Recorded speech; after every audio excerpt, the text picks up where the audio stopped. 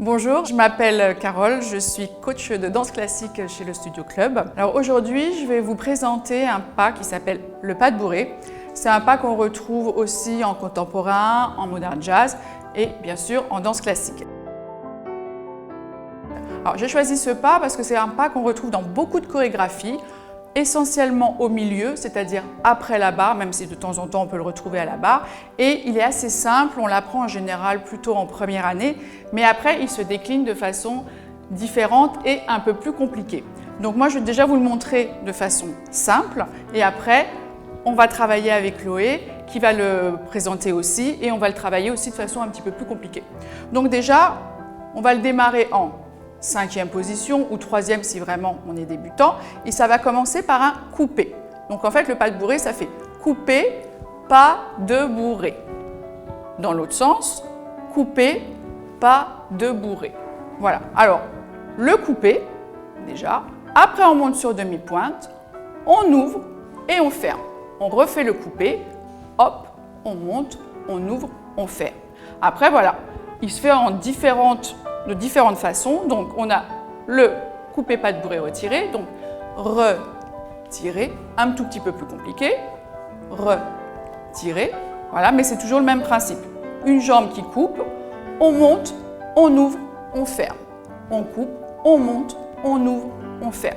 Après on le trouve aussi souvent par exemple on a un tombé pas de bourrée, alors là je vais faire petit parce que voilà, donc ça fait tomber, pas de bourrée, donc il se fait en diagonale. Ou aussi, on peut l'avoir en tournant. Voilà, donc si j'ai mon pied droit devant, ça va faire couper, pas de bourrée. Couper, pas de bourrée. Voilà, avec la tête à chaque fois qui revient face. Donc c'est un pas qu'on va travailler. Donc Chloé, tu peux venir. Donc tu le fais en 3e et moi je le fais en 5e, un petit peu plus croisé.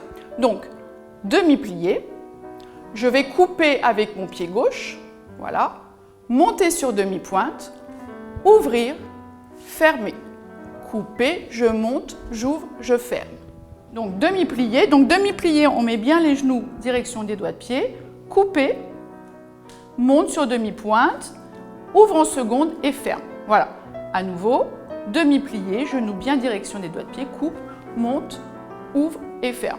Voilà. Après, on peut le décliner aussi en pas de bourrée retiré, un petit peu plus compliqué. Demi-plié, 5e, coupe, monte, ouvre et ferme. En retiré, coupe, monte, ouvre et ferme.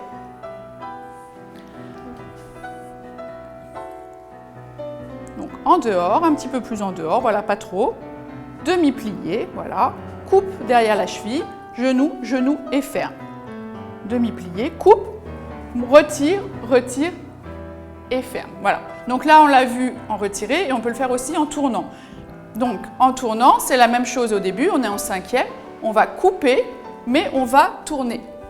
Donc on monte, mais pendant le tour. Donc ça complique un petit peu parce que là, je suis en coupé, je monte, j'ouvre et je ferme, mais tout ça en tournant. Donc on a l'impression que ce n'est pas le même, mais c'est exactement le même. Et sans ça, il est aussi en diagonale. Donc, tomber, pas de bourrée. C'est le même finalement qu'on fait en diagonale. Tomber, pas de bourrée. Sauf qu'il est plus petit. Donc, on va faire celui en tournant. Et voilà. Et tout de suite, être bien dans le demi-plié à l'arrivée. Ça, c'est important parce que c'est l'appui. Et après, tu peux le faire en diagonale aussi si tu veux. Voilà. Et ton pas de bourrée dans la diagonale. Le même que tu as fait tout à l'heure, voilà. Tombe, coupe et pas de bourrée. Voilà, bah écoutez, si vous voulez vous entraîner avec ce pas, donc le pas de bourrée tout simple, le pas de bourrée retiré, le pas de bourrée en tournant, le pas de bourrée diagonale, bah déjà vous avez un petit peu de quoi faire. Et puis bah, vous pouvez nous envoyer vos vidéos, nous dire ce que vous en pensez. Et voilà, et n'hésitez pas. À très bientôt.